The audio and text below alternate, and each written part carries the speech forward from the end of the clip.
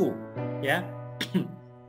Pada saat ingin mensitasi buku, itu bertanya, Pak, saya ini nggak punya bukunya, ya, nggak ada e-booknya. Teorinya saya mau ambil dari mana ini? Nah, kemarin solusinya saya sampaikan, Anda masuk ke jurnal yang pernah mensitasi buku ini. Anda udah bisa buka Google Scholar belum? Maksudnya Anda cek punya Google Scholar. Kalau udah punya Google Scholar atau Anda cek ke Google Scholar saya, ya. Ini Google Scholar saya bukain. Jadi kalau Anda mau buka ke Google Scholar saya seperti ini. Nah, ini Google Scholar saya. Scholar Google Citation, tapi sebelumnya ini gini dulu. Nah, Google Scholar yang ini, Win Rizaldi ini.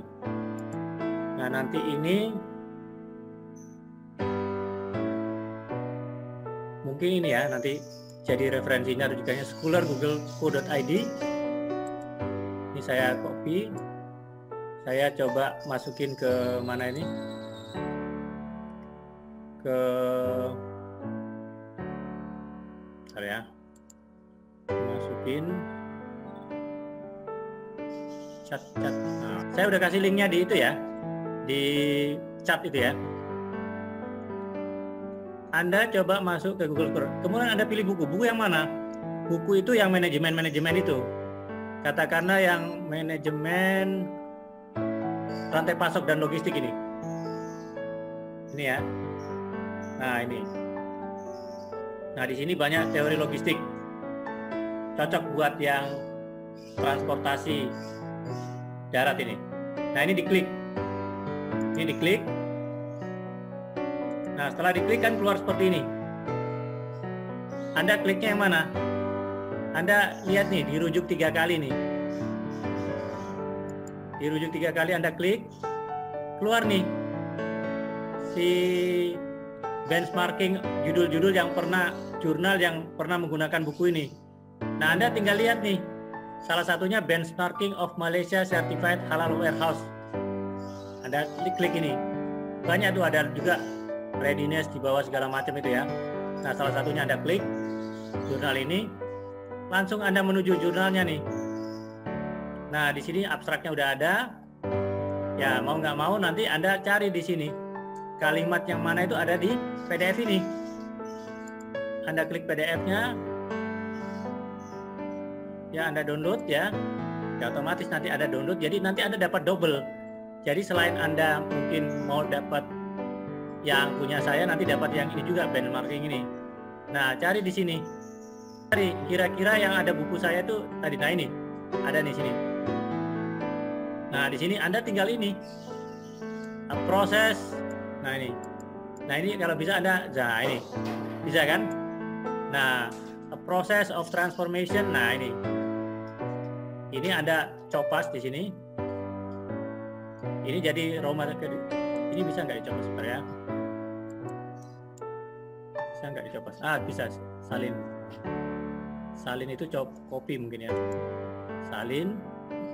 Kemudian Anda masukin ke Anda punya Word. Buku itu yang lagi tren di apa namanya? Di citasi itu ya, kita coba. Nah, ini buku ya. Bukunya yang ini tadi. Yang manajemen rantai pasok. Nah, masukin di sini. Masukin di bawah ini. Ini katakanlah di artikel Anda atau di skripsi Anda. Paste di sini. Nah, jadi ini kalimat yang sering digunakan. Anda mau bahasa Indonesia kan nggak apa-apa. Anda mau bahasa Indonesia kan ini. Nah, yang jelas ini kalimat yang sering digunakan.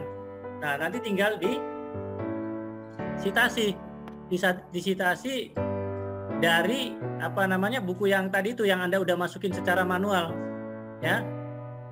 Jadi ini kalimat-kalimat yang sering. Kita coba lagi deh.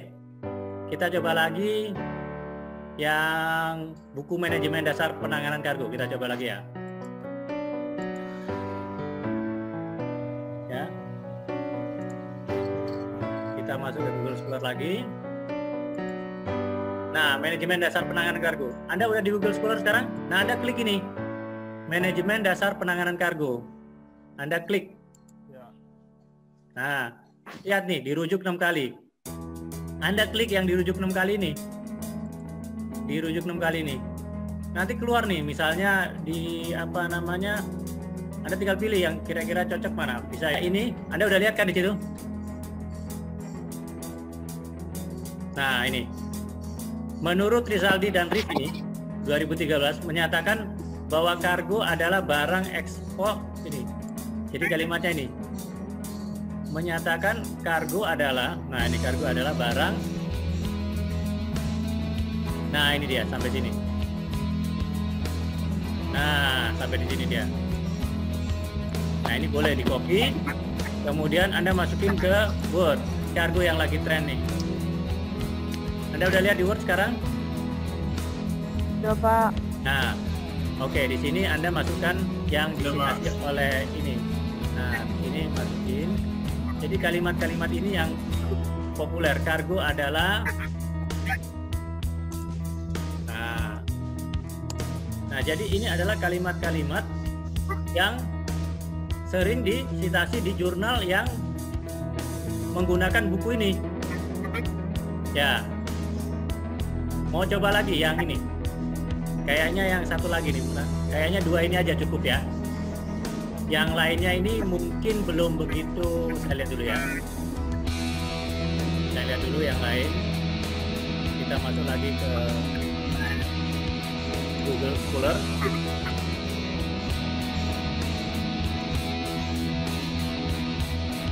Sementara sih yang saya lihat sering disitasi itu 2 buku itu, manajemen dasar penanganan kargo sama manajemen rantai pasok.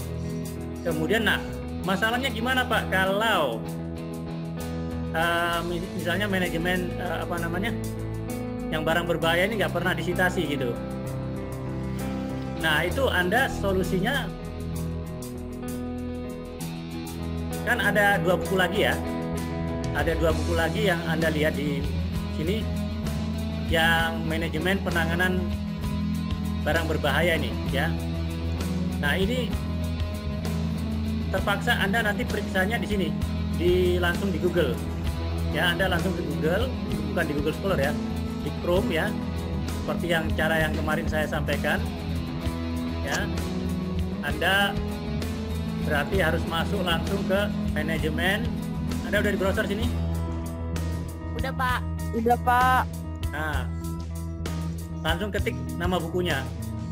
Nah, di sini keluar nih, penanganan barang berbahaya pada angkutan udara. Ini mestinya pada angkutan udara. Nah, Anda klik aja ini. Anda klik aja di sini. Ini bukunya ya. Kita mau lihat jurnal yang berhubungan dengan buku ini. Kita mau lihat apa namanya, ada nggak apa namanya. Nah, di sini sepertinya ada nih. Jadi di salah satu jurnal saya yang judulnya Faktor Penyebab Mengendapnya Barang Berbahaya itu ada. Jadi Anda bisa lihat juga di salah satu jurnal yang saya daftarkan di situ. Katakanlah ini, faktor penyebab mengendapnya barang berbahaya. Anda udah lihat jurnal yang saya udah daftar di situ. Nah, di dalam jurnal saya itu ada dia. Nah, ini dia. Nah, kalimatnya ini yang tren. Yang tren kalimatnya ini.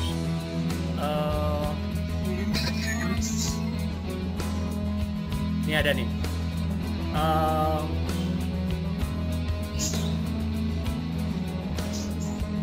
Menurut, nah ini dapat berdasarkan ketiga, nah ini barang berbahaya adalah bahan mentah. Nah ini definisi ini ya.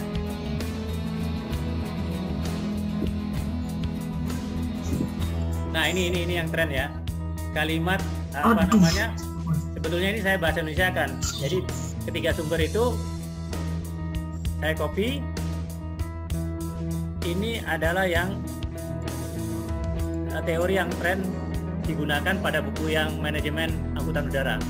Sekarang saya kembali ke Word barang berbahaya.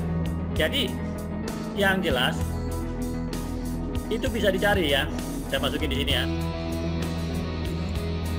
Saya masukin di sini. Jadi untuk manajemen penanganan barang berbahaya pada angkutan udara, itu kalimat yang tren ini, definisi barang berbahaya. Meskipun panjang nggak apa-apa, mau dipendekin nggak apa-apa juga, tapi sebaiknya ini sesuai dengan yang ini.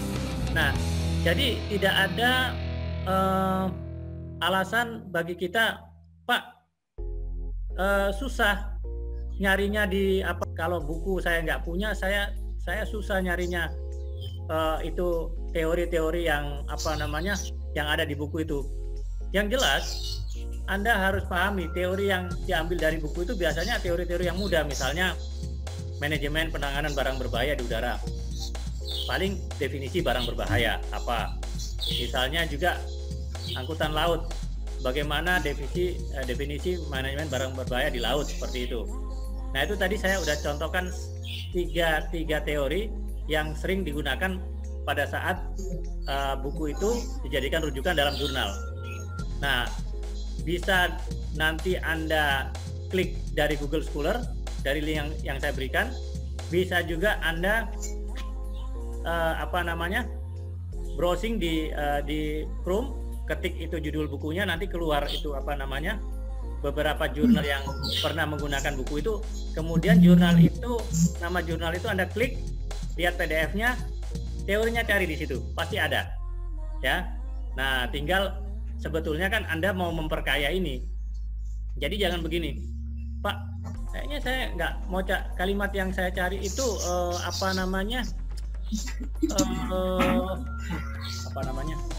nggak ada di jurnal itu. Saya maunya kalimat seperti ini. Begini ya, kita untuk memperkaya daftar pustaka, kita carilah kalimat-kalimat yang ada hubungannya dengan jurnal kita itu atau skripsi kita, dikaitkan. Jadi nggak usah harus ideal, harus kalimatnya seperti ini, enggak. Jadi kaitkan aja teori-teori dasarnya dengan judul skripsi Anda, dengan cerita yang Anda bikin di dalam skripsi itu. Nah, itu akan mengatasi masalah. Jadi Anda bisa makin banyak menggunakan daftar pustaka. Jadi kalau Anda terlalu ideal, daftar pustaka Anda sedikit nanti. Saya kadang-kadang terus terang misalnya nih, kita kan dalam logistik, dalam transportasi dan kargo ya. Saya ceritanya mestinya transportasi kargo. Tapi kadang-kadang saya mensitasi jurnal yang gak ada hubungannya dengan kargo sama transportasi, tetapi ceritanya itu, teorinya saya ingin ngambil dari situ. Itu nggak apa-apa. Jadi nggak harus dengan yang sejurusan dengan kita, sebidang dengan kita, tapi dengan bidang ilmu yang lain yang masih kira-kira relevan, kita bisa masukkan sebagai teori tambahan di kita. Nah, jadi cuma ini kan saya contohkan menggunakan jurnal saya, menggunakan Google Scholar saya. Kenapa? Karena ini yang udah paling gampang gitu dan udah cukup banyak. Jadi ini juga mempersempit Anda untuk lebih cepat gitu. Nah, terserah nanti selebihnya Anda mau pakai jurnal yang bukan disiplin ilmu transportasi sama logistik, gak ada masalah. Silakan ya. Silakan. Jadi tidak ada masalah. Yang jelas yang penting bisa disambungin, masih bisa nyambung kalau orang bilang. Oke ya. Itu tadi terkait bagaimana kita mensitasi di Google Scholar dan buku yang memang kita teorinya nggak punya dan kita nggak punya bukunya. Nah gitu. Jadi sekarang pasti udah tahu ya. Oke, itu terkait dengan sesi keempat.